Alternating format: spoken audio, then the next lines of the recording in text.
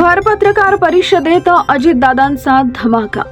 राज्यात दुसऱ्यांदा महायुतीचं सरकार स्थापन झाल्यापासून उपमुख्यमंत्री अजितदादा पवार ॲक्शन मोडमध्ये दिसत असून दररोज धडाकेबाज निर्णय घेत आहेत। राज्यातील नागरिकांसाठी आपल्याला रिझल्ट ओरिएंटेड काम करायचं आहे, अशी भूमिका त्यांनी आज पुण्यात पत्रकारांशी बोलताना स्पष्ट केली आहे।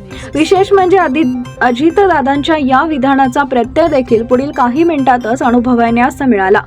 दुसरीकडे गेल्या काही दिवसांपासून लाडकी बहीण योजनेमुळे राज्यातील अनेक शिक्षकांचे पगार होत नसल्याची टीका विरोधक सरकारवर करत आहेत। या पत्रकार परिषदेमध्ये देखील यावर अजितदादा पवारांना प्रश्न विचारण्यात आला। यावर प्रतिक्रिया देत अजितदादा पवार यांनी थेट मंत्रालयातील सर्व विभागाच्या सचिवांना फोन लावण्याचे आदेश दिले आणि संबंधित सचिवांना पगार का झाला नाही असा प्रश्न विचारला। त्यानंतर आमच्या विभागाकडून पगाराचे पैसे उपलब्ध करून देण्यात आले, मात्र काही विभागाच्या टेक्निकल प्रॉब्लेममुळे शिक्षकांचे पगार उशिराने होत असल्याचं पत्रकारांना अजितदादांनी सांगितले।